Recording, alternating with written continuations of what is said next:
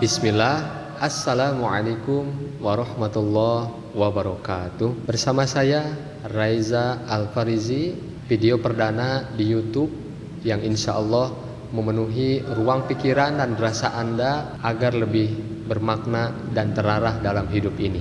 Pada kesempatan kali ini saya ingin berbicara tentang satu hal yang menghambat kemajuan seseorang, yaitu adalah rasa takut. Tidak sedikit orang dengan ketakutan ini gagal melakukan berbagai hal. Seperti contohnya takut nikah, yang sudah nikah takut punya anak, yang mau kuliah takut melakukannya, yang mau berbisnis takut rugi, dan sebagainya. Sehingga rasa takut ini menghancurkan tujuannya. Rasa takut ini menghancurkan cita-citanya. Bagaimana kita menyikapi ini?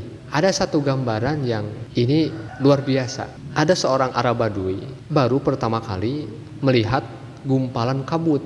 Lalu dia khawatir dan takut karena dia menyangka bahwa kabut itu bisa bertubrukan dengannya. Bayangkan, kan belum tahu ya kabut itu apa si Badui itu. Jadi ketika mau bertubruk, seperti mau bertubrukan, dia takut. Padahal ketika sudah mendekat dan dia kesana, ternyata tembus dan tidak ada apa-apa. Itulah yang terjadi pada diri seseorang. Jadi terkadang apa yang sebenarnya itu belum kenyataannya, belum sesuai dengan hakikatnya, bayang-bayang pikiran itu menghantui, sehingga itu menghalangi seseorang untuk melangkah.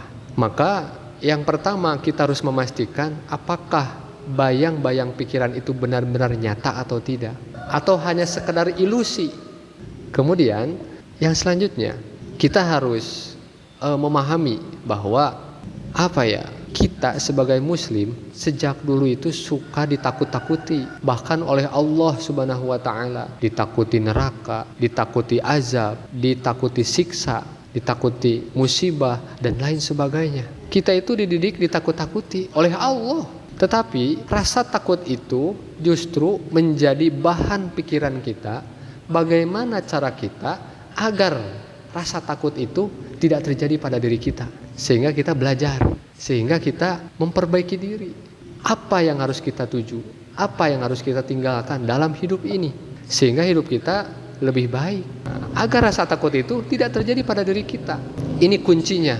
Ketika Anda takut nikah karena melihat berita-berita ini itu, kita harus mengantisipasinya agar tidak terjadi yang kita takuti. Karena kalau manusia tidak nikah, bagaimana bisa terjadinya regenerasi manusia?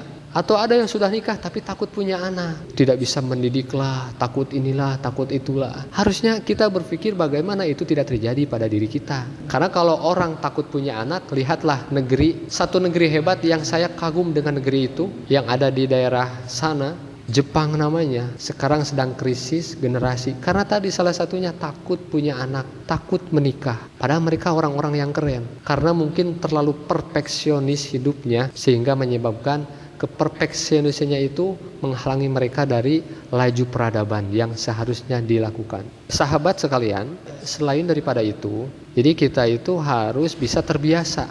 Ada gambaran lain.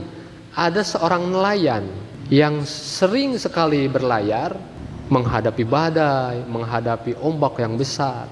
Ada orang yang baru pertama kali berlayar, pasti akan ada perbedaan ketika menghadapi ombak yang misalkan ada ombak 1 meter.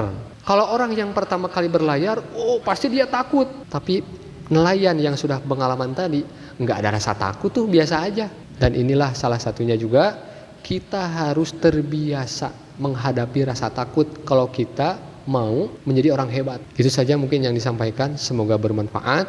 Jangan sampai rasa takut menggagalkan kita dalam melakukan hal, tetapi jadikan rasa takut sebagai motivasi kita untuk belajar dan lebih baik lagi dalam mengarungi kehidupan. Barakallahu fikum. Wassalamualaikum warahmatullahi wabarakatuh.